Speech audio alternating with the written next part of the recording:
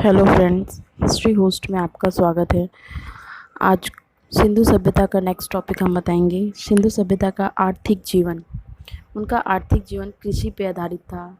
कृषि पे क्या क्या वो करते थे। वे लोग गेहूँ, जौ, तेल, राई, सरसों, टमाटर, कपास, चावल, इन सभी की खेती किया करते थे।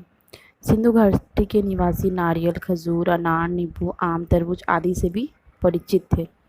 पशुपालन। सिंधु सभ्यता के लोगों का दूसरा प्रमुख व्यवसाय पशुपालन भी था।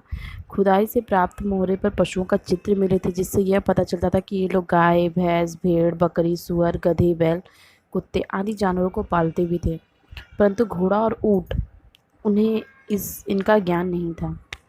शिकार। सिंधु घाटी के लोग शाकाहारी नहीं बल्कि मांसाहारी थे।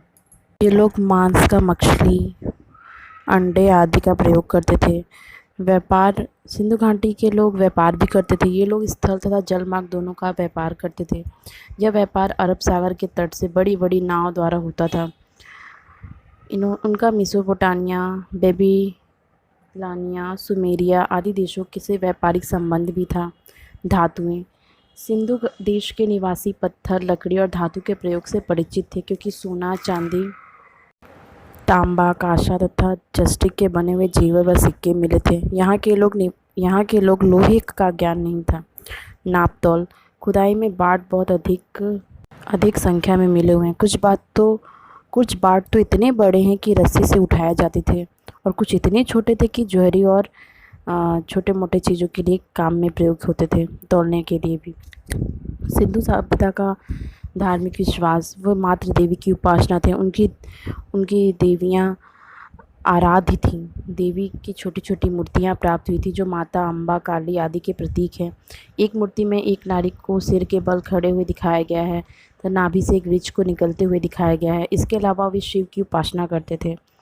हड़प्पा की खुदाई में एक ऐसे मोहर मिलते हैं जिसमें ऐसे देवता की मूर्ति अंकित, जिन्हें 3 मुख हैं। एक मूर्ति एक सिंहासन पर स्थित है और पलथी मारकर योगी की मुद्रा में दिखाई देते हैं। मुख्य देवता के बाईं ओर एक गैंडा और एक भैंसा तथा दाईं ओर एक हाथी और बाघ अंकित है, तथा उसके आसन के नीचे 2 हिरण हैं। मोहर पर चित्रित देवता की पशुपति महादेवता बतलाया गया है। वे लोग प्रकृति की भी पूजा करते थे। सिंधु सभ्यता के लोग विभिन्न प्रकार की प्रकृति की पूजा किया करते थे। ये लोग सूर्य तथा अग्नि की पूजा किया करते थे। जल पूजा भी इन लोगों में प्रचलित थे। इन लोगों में वृक्षों को भी पवित्र मानते थे। पीपल और तुलसी की पूजा सिंधुवासी किया करते थे। सिंधु घाटी सभ्यता की कलाएं। वे लोग मूर्ति कलाएं करते थे। नारी की मूर्तियाँ बनाते थे। पशु मूर्तियाँ भी बनाते थे। पाषाण मूर्तियाँ भी बनाते थे। धातु निर्मित मूर्तियाँ भी बनाते थे। चित्रकला में वे माहिर थे। संगीत तथा नृत्य कला।